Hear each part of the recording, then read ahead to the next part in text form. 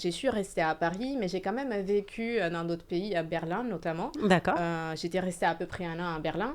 Et maintenant, je suis revenue ici en France et c'est comme ça que j'ai rencontré Olivier, avec qui on est associé dans une société qui s'appelle Climatopolis Smart Cities et maintenant dans Monoméris. Et là, c'est pas du tout dans la musique classique ou la culture, mais c'est plutôt dans le développement des technologies pour l'environnement.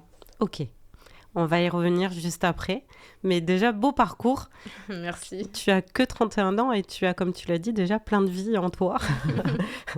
Et toujours très impressionnée de recevoir des musiciens. Je trouve que ça donne tout de suite une aura particulière, je trouve. Olivier, c'est à toi. Alors moi, 31 ans également. exactement, depuis quelques jours. Bon, moi, ça fait moins rêver mon parcours. Je ne suis pas un artiste ni musicien. Moi, je suis financier à la base. Voilà, j'avais fait des études en finance il y a longtemps. Et puis, après avoir été directeur financier dans différentes structures pendant plusieurs années, je suis passé de la PME à la start-up et au grand groupe.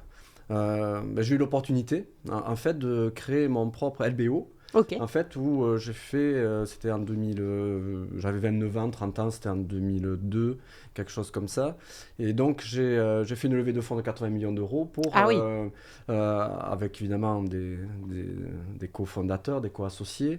Et ce fait, on a fait un build-up sur le milieu, sur le marché de l'industrie médicale. Ok. C'est-à-dire, on a racheté cette société en Europe dans le domaine, dans les industries fabrication de matelas anti-escar, de lits médicalisés, de lèvres malades. Enfin voilà, comme je dis, ça fait pas trop rêver. Non, mais un sacré marché. Mais c'est utile.